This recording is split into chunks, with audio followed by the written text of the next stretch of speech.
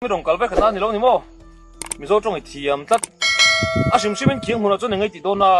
ไม่เอาเชียเต้นไหนมีเกมามีโจรามากัลไปขัดนั่นนี่นางโนปังไล่จงปังกัลซาร์ชินลมเกมาปูฮีมีโจรามบอยไล่คันสิเปตังไล่เนี่ยเคียงหัวเกมาจุเมลเชียตในลมมาเซ่เกมาปูเมลเชียตเต้น้ำสิไปเตอมากับปูคาบูรัลโดนินจ้าเกมาเทียนเตเคียงมุนกัวจงชุกเงี้ยรถติดขัดสอยลมอันนี้มั้งอีปูเทียนน้ำสิไปเตจูตูเต็งเมจอร์เร่งคู่มาเตะกาบลุยเตะทัวมาเตะจักกุ้งมาเตะแกมาพูดให้สวยเร่งเจลลม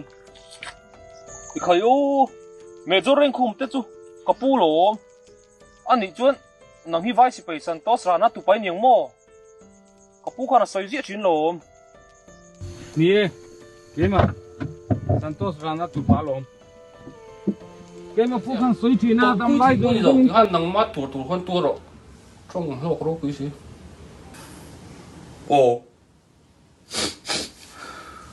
mình tổ quy đánh năng mình mang ngày lâu cháu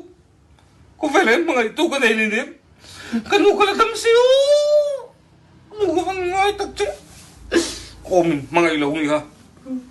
nọc mình tí này ha suy rồi là đâu quen khai rồi à và hẳn chú lâu ta cái ô sấy lâu lâu sấy sụ chút tiền suy bộ cái này lâu hẳn ni mò lâu này mò suy chứ suy tất nghĩa bộ cái tan chân phải tổ lâu này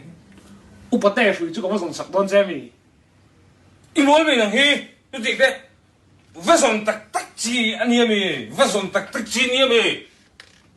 mà lúc tôi upa tè bộ cái này lâu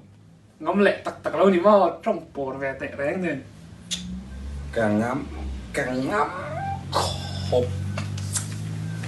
càng ngắm khóc mày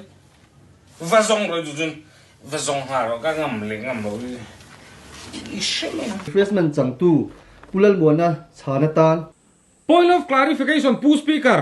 Kam member zong takkan, pu speaker tilovin, pu speakai atia, pu speakai ni mi. Khalai kha soi fiero se, khatiang mai me fielo khan ti su se. Point of clarification, pu speaker. Ka tu na po khan pu speaker tilovin, pu speaker, pu speakai atile to kha. Khatiang mai khan he house zong takka kan speaker hi ko su se. Khát tiếng anh cậu nôm nã khá house record ta trang hiên nổ rè ni rõ xe cái tí ni nổ rè ni rõ xe nuôi lúc tục pu speaker kam member za om tak khan beng cheng min ti ni chuan earphone no vua ve mai rõ xe khát tiếng mai min house hin ti lawang u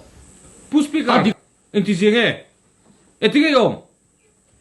pu speaker insane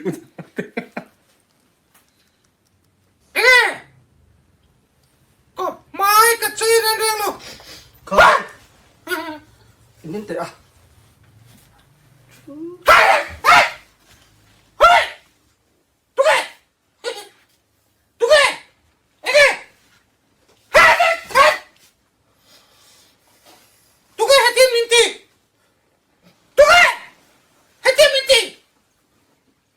Itu kan di laut terus